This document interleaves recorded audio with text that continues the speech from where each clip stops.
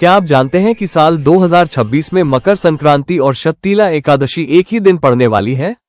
जी हाँ, 23 साल बाद ऐसा दुर्लभ संयोग बन रहा है जिसका धार्मिक और आध्यात्मिक महत्व दोनों ही बेहद खास है। तो चलिए जानते हैं आखिर क्या है इस संयोग का रहस्य और इसका क्या प्रभाव रहेगा हमारे जीवन पर। मकर संक्रांति का महत्व। मकर संक्रांति हर साल तब मनाई जाती है जब सूर्य दक्षिणायन से उत्तरायण की ओर बढ़ता है, यानी सूर्य मकर राशि में प्रवेश करता है। इसी दिन से दिन बड़े और रातें छोटी होने लगती हैं। इसे सूर्य उपासना, दान पुण्य और नई शुरुआतों का पर्व माना जाता है। लोग इस दिन गंगा स्नान, तिल गुड़ का दान और पतंगबाजी करते हैं। अब सवाल उठता है कि इसी दिन पड़ने वाली शतीला एकादशी का इससे क्या संबंध है?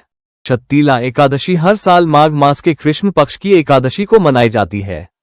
शत का अर्थ है 100 और तिल यानी तिल का दाना।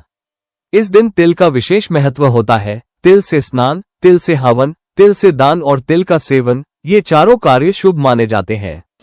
पौराणिक कथा के अनुसार स्वयं भगवान श्री कृष्ण ने देवी रुक्मिणी को बताया था कि इस व्रत के प्रभाव से मनुष्य के सारे पाप नष्ट होते हैं और आत्मा शुद्ध होती है। यह व्रत उन लोगों के लिए भी शुभ माना गया है जो धन, सुख और मोक्ष की कामना रखते हैं। अब आइए समझते हैं, जब ये दोनों पर्व एक साथ पड़ते हैं, यानी मकर संक्रांति और शतीला एकादशी, तो इसका क्या शुभ प्रभाव होता है।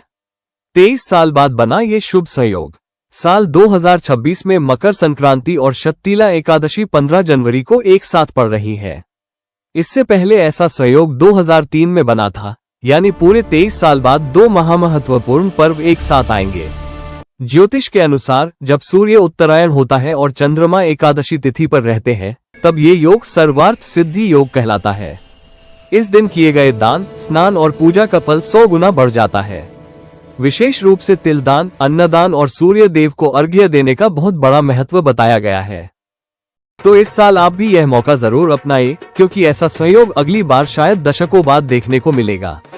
दोनों पर्वों के दिन सुबह सूर्योदय से पहले स्नान करना श्रेष्ठ माना गया है। अगर गंगा या किसी पवित्र तीर्थ में स्नान संभव न हो तो घर पर ही गंगाजल मिश्रित जल से स्नान करें। सूर्य देव को जल अर्पित करें, तिल का दान दें और यदि संभव हो तो गरीबों को अन्न व वस्त्र दान अवश्य करें। इस दिन ओम सूर्याय नमः मंत्र का जप विशेष रूप से फलदायी माना गया है। और जो शतीला एकादशी का व्रत रखते हैं वे व्रत कथा सुनकर भगवान विष्णु की उपासना करें।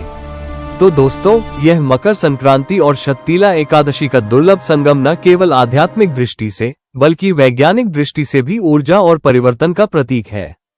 सूरज की दिशा बदलती है, जीवन में नई ऊर्जा आती है और व्रत दान से मन को पवित्रता मिलती है। इस साल 15 जनवरी को इस पावन संयोग का लाभ जरूर उठाएं, क्योंकि ऐसे शुभ अवसर बार बार नहीं आते।